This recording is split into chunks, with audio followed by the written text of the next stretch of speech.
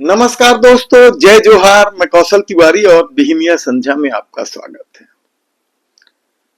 सरकार बनाने के लिए दावा तो था, भ्रष्टाचारियों को उल्टा लटका कर सीधा कर देंगे, लेकिन सरकार बनने के बाद किस तरीके से भ्रष्टाचारियों को बचाया जा रहा है, किस तरीके से भ्रष्टाचारियों के गलबैया की जा रही है और किस तरीके से इस पूरे खेल को अपने अनुकूल करने के लिए विधानसभा तक में झूठ बोला जाता है, सुनकर आप चौंक जाएंगे। लोकतंत्र के मंदिर में झूठ।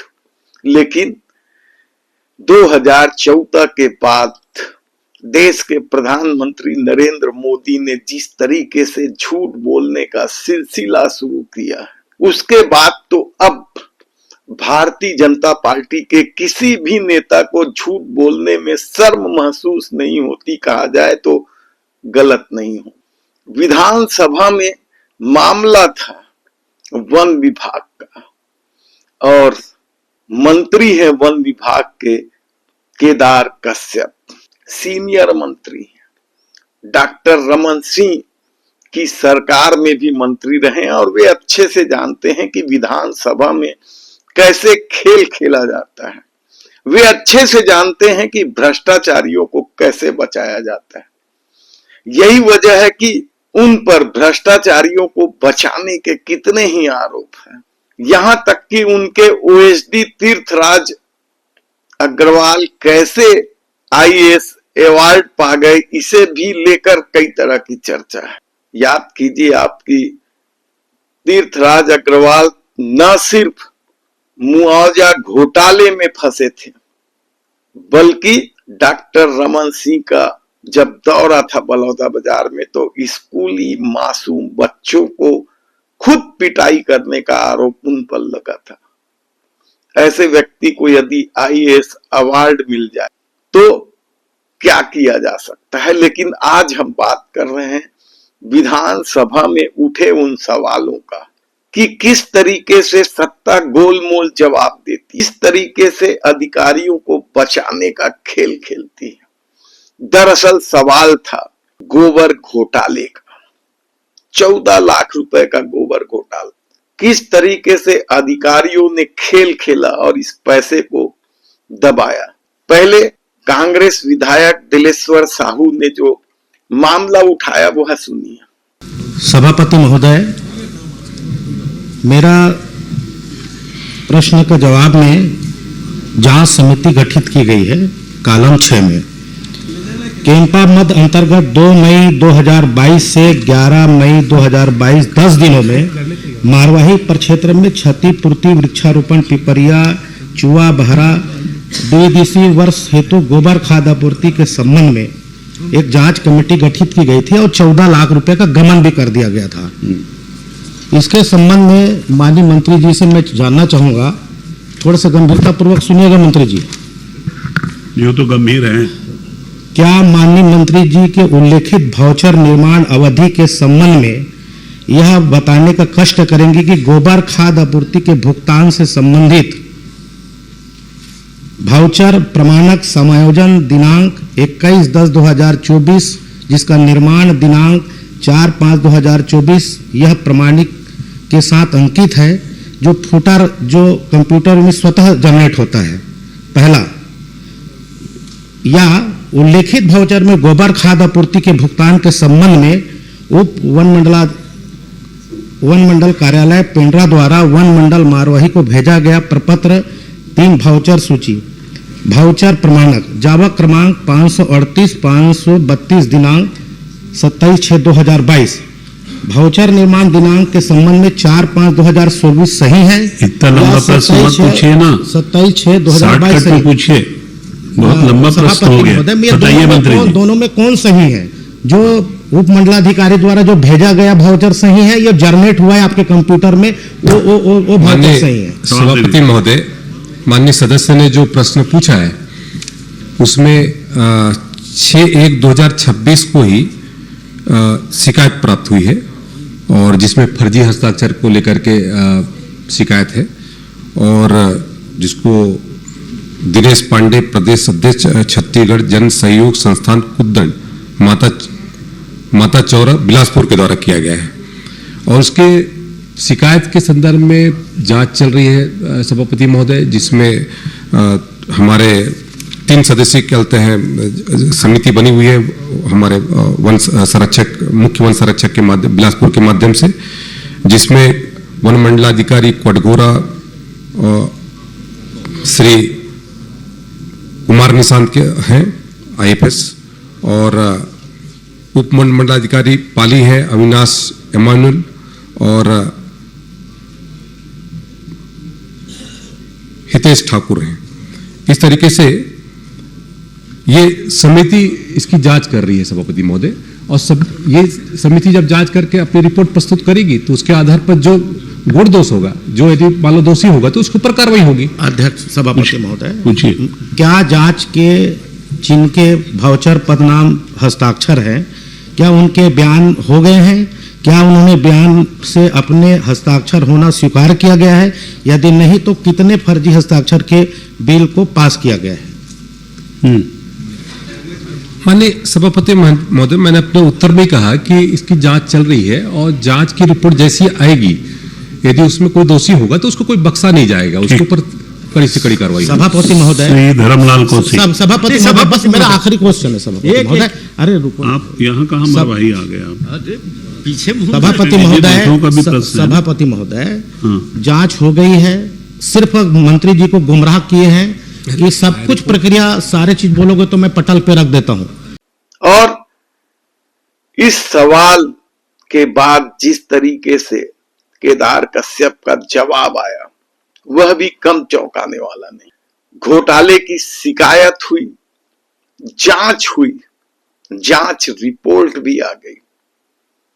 कांग्रेस विधायक का दावा था कि उनके पास जांच रिपोर्ट की कॉपी है, यदि सभापति अनुमति दें तो वे सदन के पटल में रख सकते हैं।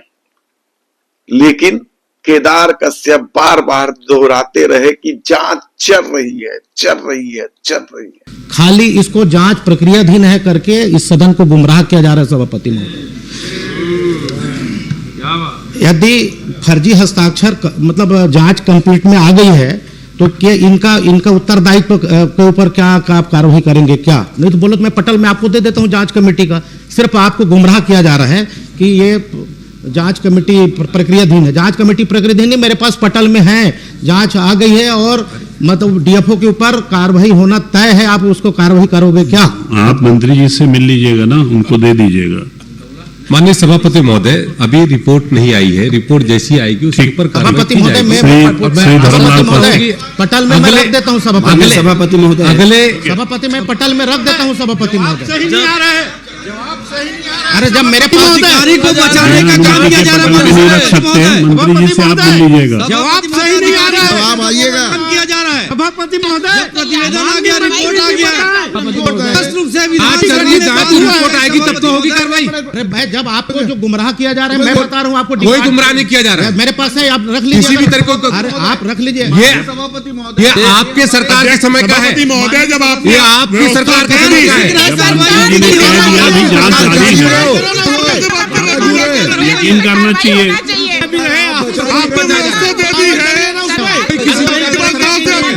आपकी सरकार के समय का है, ठीक है ना?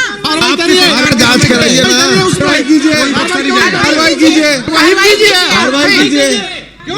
माननीय मंत्री जी, कमेटी कब रिपोर्ट आएगा यदि उसका आगे लोग बैठिए ना, उमेश पटेल जी कुछ बोल रहे हैं। माननीय सभापति महोदय, हमारे सदस्य पटल पर रखना चाहते हैं, वो बहुत जिम्मेदारी से बोल रहे हैं कि परीक्षण और रिपोर्ट उनके पास है। आप निरीक्षण कर दीजिए, आदेशित कर दीजिए उनको कार्रवाई कर। सभापति महोदय, पटल में रखने की भी एक प्रक्रिया और व्यवस्था है, वो आप देंगे।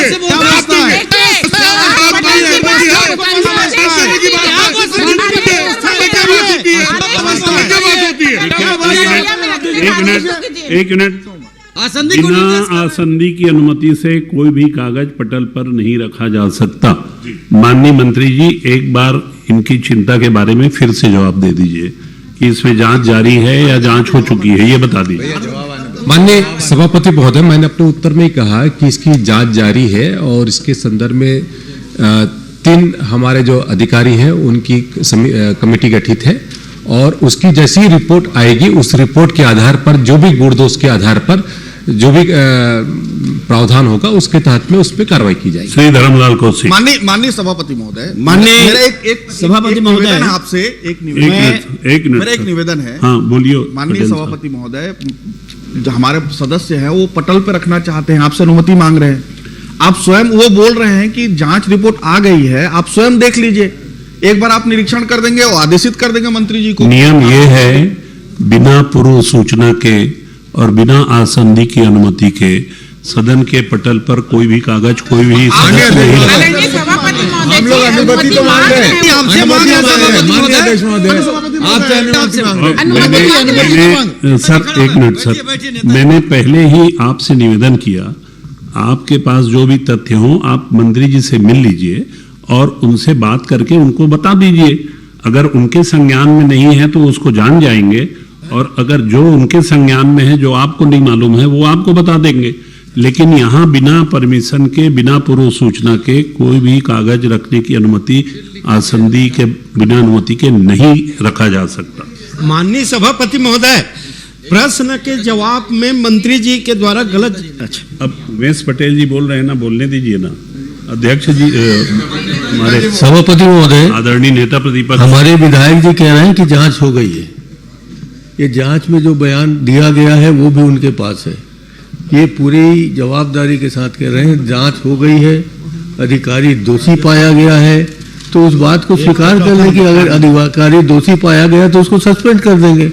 इसमें क्या जाता है मंत्री जी का? हम और कुछ तो चाह नहीं रहे। मंत्री जी। माननीय सभापति महोदय, मैंने अपने इस जवाब में स्पष्ट किया कि जवाब रिपोर्ट जैसी आएगी, जो विधि सम्मत होगा उसके ऊपर कार्रवाई होगी, उसमें जो प्रावधान होगा। अभी तो ये तो बयान दिया है, किसने बयान दिया है, क्या उनके पास में तथ्य है, वो तो अलग विषय है और उसके आप उपलब्ध करा दीजिए। उसके आधार पर आपके पास रिपोर्ट नहीं आई है ना? हमारे पास कोई रिपोर्ट। जब रिपोर्ट आएगी तो उस पर विधि सम्मत कार्रवाई करिएगा, इनको आश्वस्त कर दीजिए जी। हाँ, ये पूछ लीजिए कब तक आएगा, बता दीजिए। बघेल साहब पूछ रहे हैं। सभापति महोदय, तो रिपोर्ट कब तक आ जाएगी ये बता दीजिएगा, आपके ही डिपार्टमेंट का है।